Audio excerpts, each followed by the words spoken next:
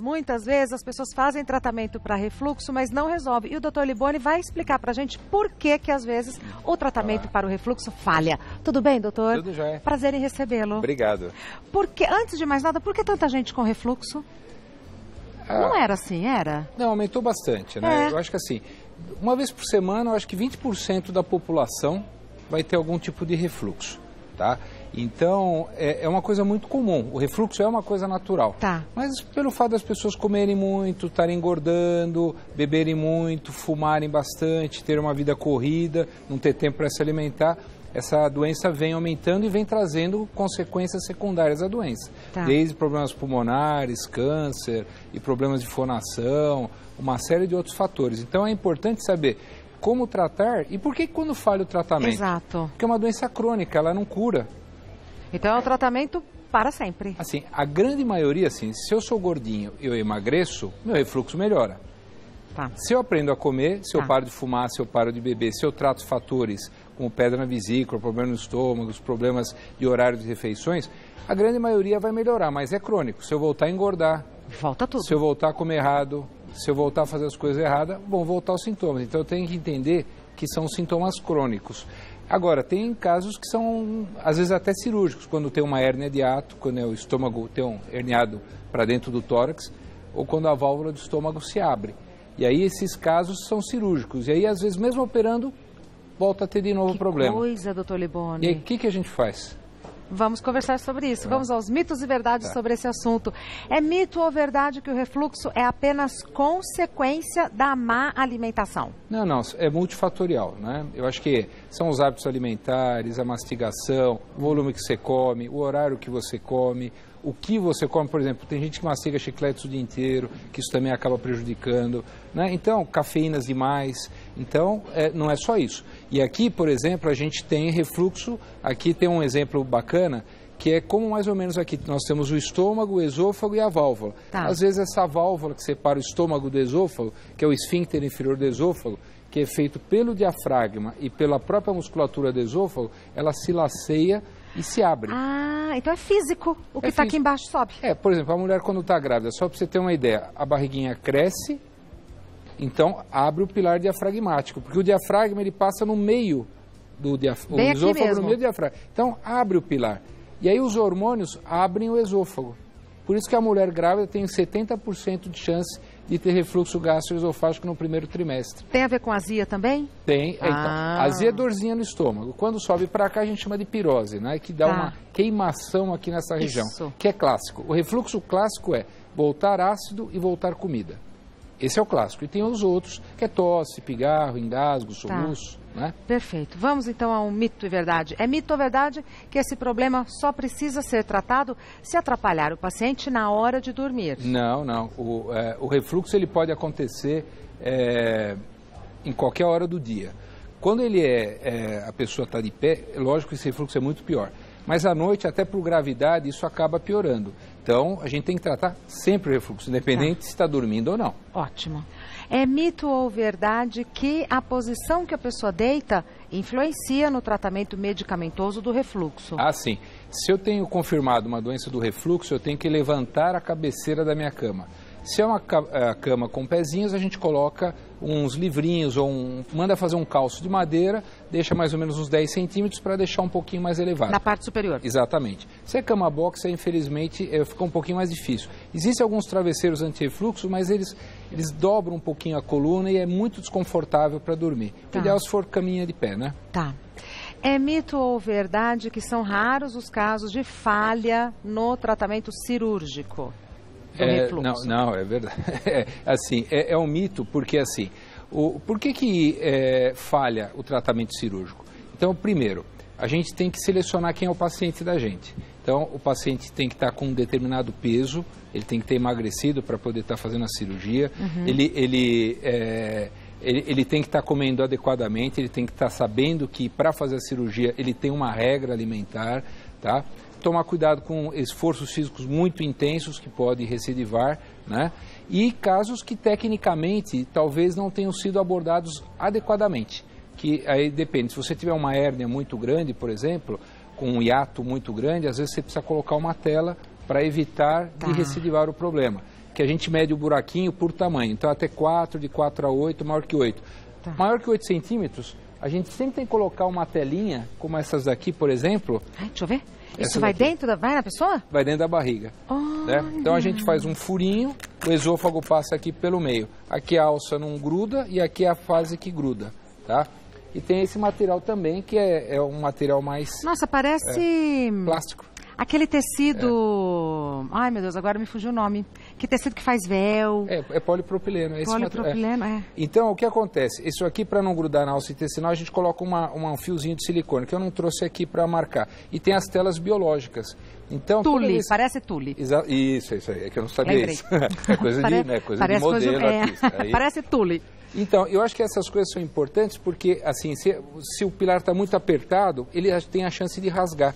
Hérnias muito grandes, elas têm muita chance de recidivar. Então, colocando a tela, uma recidiva em 20 anos, que seria de 15%, cai para 3 a 4% usando a tela. Tá. Então, na hora que você está lá, você decide qual a melhor conduta. Não fazer uma válvula muito apertada, não apertar muito o pilar diafragmático, colocar a tela quando tem que colocar. Então, por isso que às vezes recidiva. Tá. Nós temos aqui os motivos que fazem com que a falha ocorra. No tratamento clínico. No tratamento clínico, Isso. Não na cirurgia. Exatamente.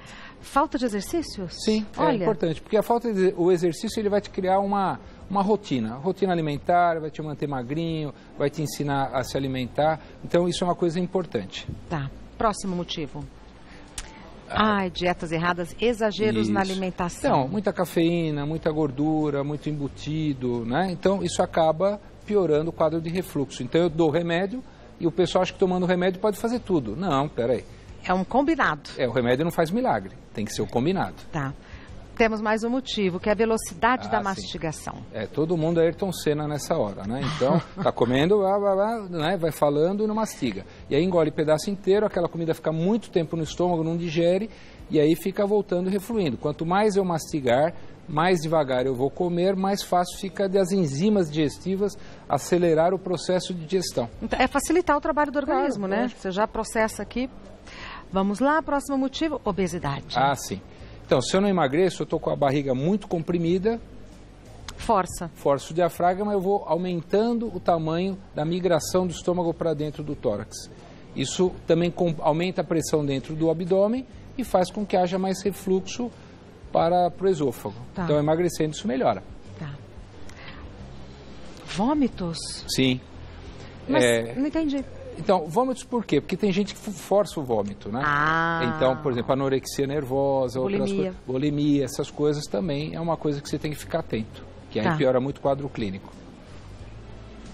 Força física. Isso. Eu tenho amigos que têm refluxo porque fazem muito exercício. Então, eu acho que assim, quem tem doença do refluxo, antes de treinar, 1 hora antes, tem que comer, não pode comer 30 minutos antes, porque senão não dá tempo de sair o alimento do estômago, tem que fazer uma dietinha leve e durante o treino tem que beber pouco líquido, não beber muito, porque senão durante o treino vai acabar dando esse problema. E quando você levanta muito peso, existe a chance de fazer uma hérnia interna, que é a hérnia de hiato. Então precisa tomar cuidado. Então o exercício também tem que ser com moderação, sem grandes exageros. E com orientação, né, doutor Liboni? Claro. Aumento do peso. Vira, cai, né? Na obesidade, no excesso da alimentação, Exatamente. Aumento do peso. Então, por exemplo, se eu opero um doente e ele começa a vomitar, eu acabei de dar um pontinho para o estômago não subir. Aí força, arrebenta o ponto.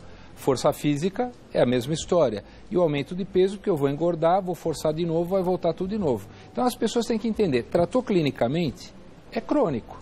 Dieta, vai tomar remédio. É cirúrgico? Tenta se manter magrinho, procura fazer alimentações bem regradas, sem grandes exageros, que você vai ter sucesso. É muito baixa o índice de recidiva. Agora, quando eu começo a fazer tudo errado, aí aumenta a chance de ter o problema de novo. Voltamos para aumento de peso e alimentação inadequada. Exatamente. Então, quer dizer, o paciente tem que colaborar, resumindo, né? Sempre. Tá. Lembrando que é um processo crônico. Sim. Tamanho de hérnia / tipo de cirurgia realizada. Então, por exemplo, tem hérnias que elas deslizam, elas sobem como se fosse um pino. Essas daí, quando elas são operadas, elas são mais fáceis de ser tratadas e elas têm menos recidivas. Quando elas têm o que a gente chama de rolamento, a parte do estômago entra, que seria aqui mais ou menos. Ó. Então essa é a anatomia, o estômago está dentro do abdômen, Essa é uma hérnia de deslizamento. Hérnia é essa... É essa migração para dentro do tórax, tá?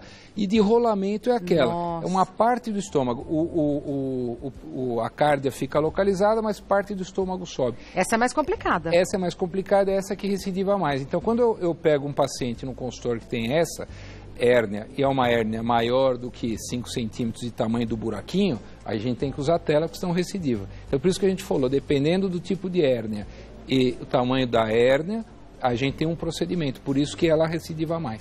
E como é que sabe se é essa ou essa com exame? Exame, uma delas é isso aí, que é o exame contrastado e tem também por endoscopia e por outras coisas. Então aqui houve um rolamento e aí o estômago acaba torcendo, o que a gente chama de volvo. Nossa, então a gente tem que deve dar. Dá um mal-estar danado, dá falta de ar, dá um desvio do eixo.